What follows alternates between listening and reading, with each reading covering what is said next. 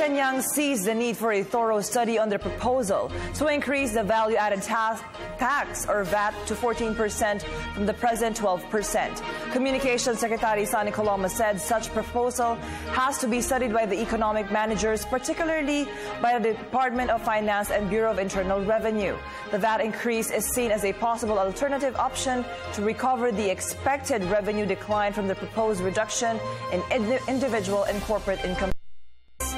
Kailangang isanggunin natin yan sa ating economic cluster, particular sa Department of Finance at Bureau of Internal Revenue.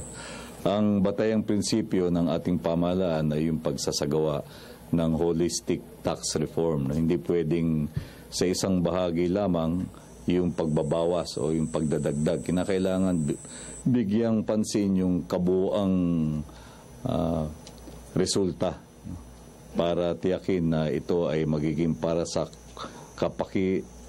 kapakinabangan ng pinakamaraming Pilipino. The greatest good for the greatest number.